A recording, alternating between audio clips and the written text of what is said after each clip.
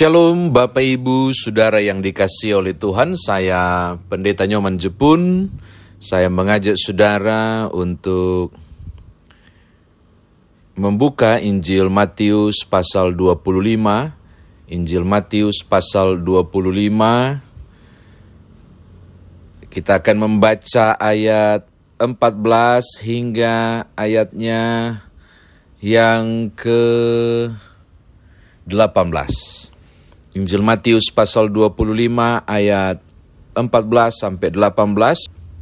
Injil Matius pasal 25 ayat 14 hingga ayat yang ke-18. Sebab hal kerajaan sorga sama seperti seorang yang mau bepergian ke luar negeri, yang memanggil hamba-hambanya dan mempercayakan hartanya kepada mereka. Yang seorang diberikannya 5 talenta, yang seorang lagi 2, dan yang seorang lagi 1, masing-masing menurut kesanggupannya. Lalu ia berangkat. Segera pergilah hamba yang menerima 5 talenta itu, ia menjalankannya uang itu, lalu beroleh laba 5 talenta. Hamba yang menerima 2 talenta itu pun berbuat demikian juga dan berlaba 2 talenta. Tetapi hamba yang menerima 1 talenta itu pergi dan menggali lubang di dalam tanah, lalu menyembunyikan uang tuannya. Demikian firman Tuhan. Saudara dan saya dikatakan berbahagia jika mendengarkan firman Tuhan ini, memberitakannya, mengerjakannya dalam kehidupan beriman. Bapak Ibu, saya mau berbagi kepada saudara, tapi meluruskan dulu yang pertama istilah-istilah supaya saudara paham jalur perumpamaan ini. Kata tuan itu dari kata kyrios. Kyrios itu berarti yang empunya atau pemilik. Kyrios yang terjemahkan tuan. Pada perjalanan berikut kata kyrios akhirnya diterjemahkan dengan kata Tuhan. Karena dialah yang empunya segala sesuatu, toh. Jadi diterjemahkan dengan Tuhan. Untuk ditujukan kepada sang halik semesta. Tapi kalau ditujukan kepada manusia biasa itu berarti tuan. Kyrios. Nah, hamba atau pekerja itu doulos.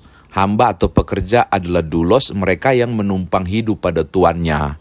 Dan diberi pekerjaan lalu dikasih makan. Jadi hubungan antara kyrios dan doulos itu adalah hubungan pekerjaan antara tuan dan hamba. Oke, ini dulu. Nah, sekarang mari kita masuk ke teks.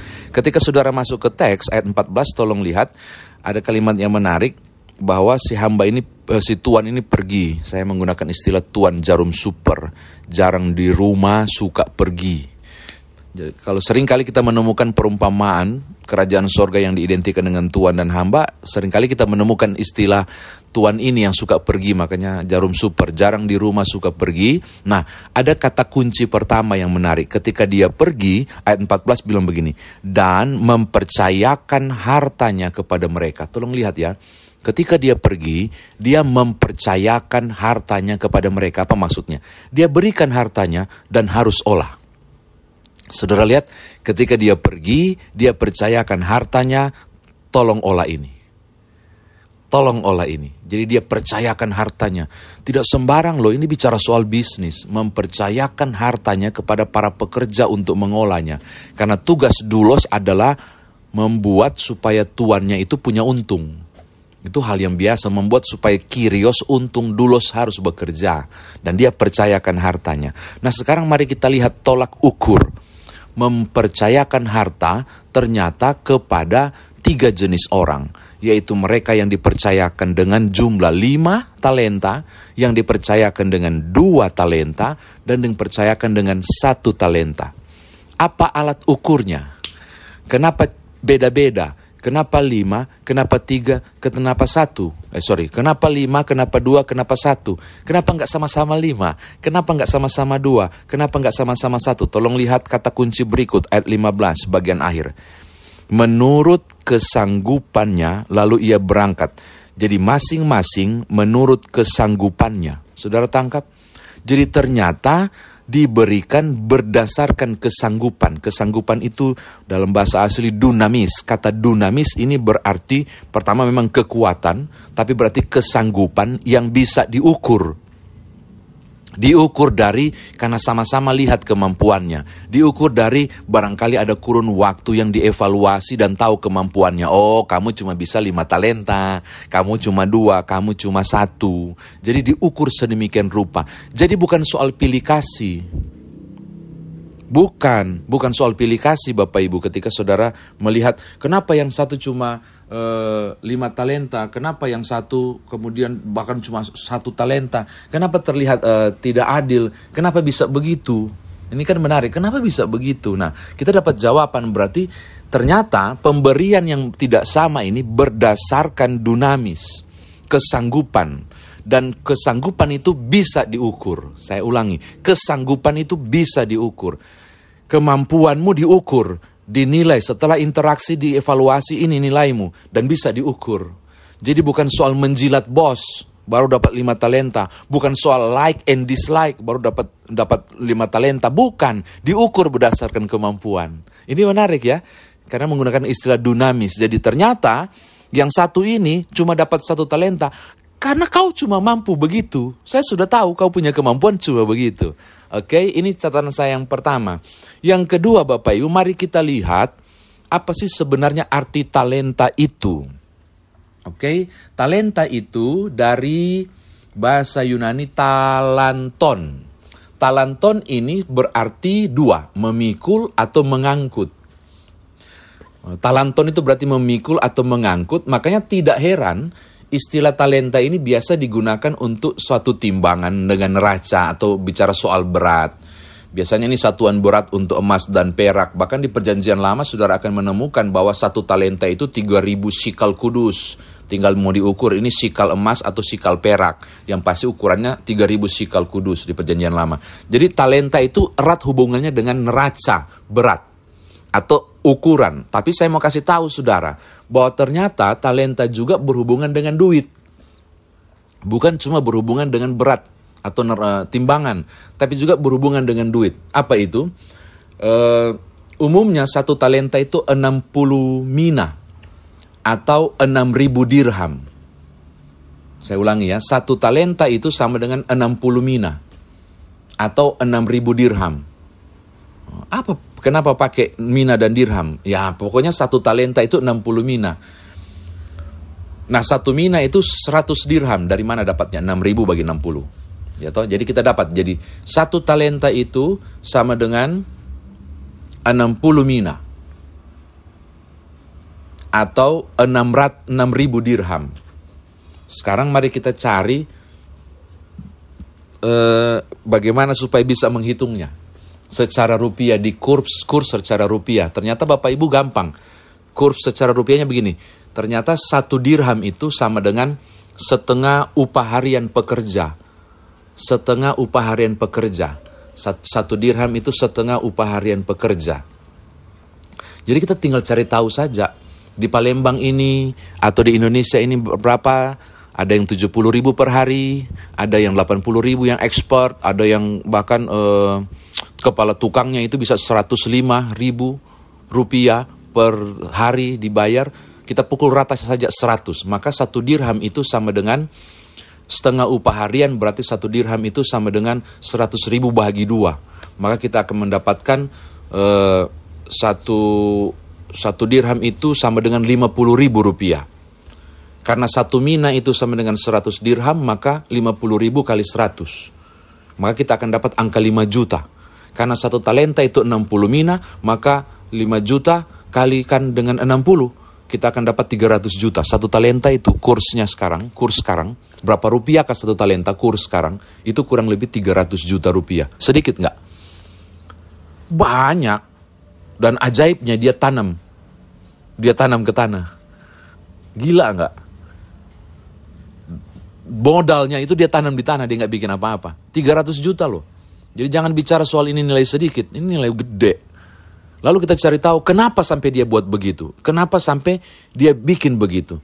Akhirnya kita mendapatkan jawaban menarik. Coba lihat, sayang, tidak dibaca ya. Lihat ayat 24. Aku tahu bahwa Tuhan adalah manusia yang kejam, yang menuai di tempat di mana Tuhan tidak menabur, dan yang memungut dari tempat di mana Tuhan tidak menanam. Karena itu aku takut dan pergi menyembunyikan talenta Tuhan itu. Oh itu alasannya, tapi saya nggak ngerti kenapa bisa begitu. Nanti kita dapat jawabannya di ayat 26. Maka jawab tuannya itu, hai kamu hamba yang jahat dan malas. Oh, jahat itu dari kata peneros. Peneros itu bisa berarti jahat, tapi dalam konteks ini bisa berarti pelit, koncudu. Itu ternyata ini persoalan malas, ini persoalan pelit, ini persoalan jahat. Jadi kenapa dia tanam itu tanah? Karena dia tidak mau ambil resiko. Kenapa dia tanam ke tanah harta 300 juta itu? Karena dia nggak mau berinvestasi. Alasannya saya dapat di ayat 27. Sudahlah seharusnya uangku itu kau berikan kepada orang yang menjalankan uang. Supaya sekembaliku aku menerima serta dengan bunganya. Dia nggak mau berinvestasi. Dia nggak mau melakukan upaya apapun untuk mengembangkan bunga ini. Apa artinya? Pamalas, jahat, pemalas lagi, pelit, kikir, koncudu. Jadi tidak ada excuse, tidak ada alasan, dia aja yang kurang ajar. Dia saja yang kurang ajar. Terakhir Bapak Ibu, saya suka membandingkan tuduhan di ayat 24 dengan pernyataan tuannya di ayat 26. Tolong lihat ya. Aku tahu bahwa Tuhan adalah manusia yang kejam, yang menuai di tempat di mana Tuhan tidak menabur, dan yang memungut dari tempat di mana Tuhan tidak menanam. Oke, lihat ayat 26, itu tadi 24. Sekarang lihat 26. Maka jawab Tuanku itu, hai kamu hamba yang jahat dan malas, jadi kamu sudah tahu bahwa aku menuai di tempat di mana aku tidak menabur, dan memungut dari tempat di mana aku tidak menanam. Mirip ya, tapi jangan terkecoh. Hanya mirip, nggak sama. Bedanya di mana? Bedanya di pernyataan si hamba. Ada di kalimat depan ditambah begini. Aku tahu bahwa Tuhan adalah manusia yang kejam. Sisanya sama. Yang menuai di tempat yang sama dengan si Tuhan di ayat 26. Ayat 24 bilang apa? Tuduhan. Tuduhan. So baking salah, tuduh balik ke Tuhan. Bukankah begitu manusia? Kalau sudah salah berusaha cari benar. Bagaimana caranya supaya jadi benar? Cari kambing hitam. Ini yang dilakukan si hamba ini. Kau adalah Tuhan yang kejam. Bapak Ibu tahu arti Kyrios? Kyrios itu berarti yang empunya segala sesuatu. Dan yang empunya segala sesuatu berarti harus kembali ke dia segala sesuatu. Makanya si Tuhan bilang begini. Jadi kamu tahu bahwa aku menuai di tempat yang aku tidak menabur dan memungut dari tempat di mana aku tidak menanam. Kamu baru tahu. Baru tahu ya. Gua Kyrios. Kira-kira bilang begitu. Saya ini Tuhan. Dan saya berhak ambil semua itu. Ya memanglah kalau kau bilang saya tidak menanam tapi saya menuai, wajar saya Kyrios karena saya ambil. Apa artinya? Dia ngeles kan si hamba ini. Memang Tuhan punya sifat begitu. Nggak bisa apa-apa, harus terima apa jadinya bagaimana. Jadi demikian Bapak Ibu, saya kira bagaimana kemudian firman Tuhan ini kita mau lakukan dalam kehidupan beriman. Kalau kita sudah lihat konteks ini secara berbeda, saya mau bilang begini kepada saudara. Talenta ini kalau kita jadikan ke kurs Indonesia 300 juta toh. Dan itu tidak murah kan, cuma 1 talenta loh. Bagaimana dengan yang 5 talenta, 300 juta kali 5, 1,5 miliar. Gede kan, besar kan. Tapi saya nggak bilang angka. Saya ternyata menemukan yang dimaksud di talenta di sini adalah lalu si tuan itu mempercayakan hartanya, dan memberikannya kepada orang itu untuk tujuan apa? Supaya dapat untung si tuannya, balik semua ke dia. Balik loh semua ke dia. 5 talenta berdapat untung 5 talenta, serahkan 10 talenta. 2 talenta dapat 2 talenta, 4 talenta serahkan ke tuan. Kecuali yang 1 yang ditanam. Apa maksudnya? Ini penting. Kalau begitu talenta itu apa? Banyak orang bilang skill. Banyak orang bilang kemampuan. Banyak orang bilang bakat sejak lahir. Kecil banget saudara menilai talenta kalau cuma dari sisi itu. Kalau saya ketika saudara tanya apa itu talenta, saya jawab apa yang Tuhan titipkan. Apa yang Tuhan punya, yang Tuhan serahkan. Itu kan konteksnya bilang begitu. Menitipkan hartanya dan dia kasih. Apa yang Tuhan punya yang dia kasih. Apa yang Tuhan punya dan dia kasih. Maka kalau sekarang saudara tanya apa itu talenta, saya jawab apa yang Tuhan punya, yang Tuhan kasih kepada kita. Pertanyaannya apa yang Tuhan kasih kepada saudara? Apa? Gift? Bakat? Apa? Skill? Kemampuan? Saya bilang keliru, bukan. Apa yang Tuhan punya, yang Tuhan kasih kepada saudara? Saya mau jawab, dari ujung rambut sampai ujung kaki itu Tuhan punya. Yang Tuhan kasih ke saudara. Tangkap nggak maksudnya? Apa yang Tuhan kasih kepada saudara? Dari ujung rambut sampai ujung kaki. Itu Tuhan punya, yang Tuhan kasih. Dirimu adalah pemberian Allah padamu. Ini menarik nih. Dirimu adalah pemberian Allah padamu. Diri kita ini punya Tuhan. Yang harus kita lipat gandakan. Untuk ke apa? Kembali ke Dia lagi. Kembali ke Tuhan lagi. Tuhan yang harus untung. Tuhan yang harus untung. Makanya saya mau katakan begini kepada Bapak Ibu. Bicara soal talenta adalah bicara soal pemberian Allah. Maka saya mau katakan, hidup yang saudara terima saat ini, hidup yang saudara jalani saat ini, hidup yang saudara nikmati saat ini adalah pemberian Tuhan. Itu talenta tuh. Hidup yang saudara nikmati saat ini adalah pemberian Tuhan, yang punya Tuhan, yang Tuhan kasih kepada saudara. Nah, sekarang bagaimana? Maka hidup yang engkau isi untuk lipat gandakan adalah pemberian saudara kepada Allah sebagai tanda syukur. Begitu. Hidup saudara dan saya ini yang kita nikmati saat ini itu punya Tuhan yang Tuhan beri. Maka bagaimana kita mengisi, bagaimana kita jalani, itu adalah cara kita untuk memberi balik hidup ini kepada Allah sebagai ucapan syukur. Penting loh Bapak Ibu. Pertanyaan mendasar adalah sudahkah pemberian Allah ini, yaitu ujung rambut sampai ujung kaki ini, saudara lipat gandakan untuk Tuhan ditinggikan. Saudara lipat gandakan untuk Tuhan dimuliakan. Saudara lipat gandakan untuk Tuhan diuntungkan. Karena konsep talenta. Enggak mudah Bapak Ibu. Tidak mudah. Karena itu terakhir saya mau tutup begini. Jalani hidup Bapak Ibu dan saya. Tujuannya cuma satu ternyata. Buat Tuhan untung. Ngeri loh. Dan jangan protes. Wah enak banget ya, segala sesuatu dalam hidup saya harus Tuhan ditinggikan. Hei, Tuhan itu Kyrios. Tuhan itu Kyrios. Dan semuanya harus berpulang untuknya. Jadi saya mau balik bertanya, Bapak Ibu, kayaknya saya harus merenung, saudara juga harus merenung. Sungguhkah tiap nafas yang saya tarik sekalipun itu menguntungkan Tuhan atau tidak? Kayaknya gitu deh. Menguntungkan Tuhan atau tidak? Jangan tanya mengapa. Karena memang Tuhan punya hak itu. Tuhan yang kasih kok ke kita. Jadi marilah, berupayalah untuk menyenangkan Tuhan. Sebagai tanda, kita memanfaatkan tiap talenta yang Tuhan kasih. Tuhan berkati Bapak Ibu. Haleluya. Amin.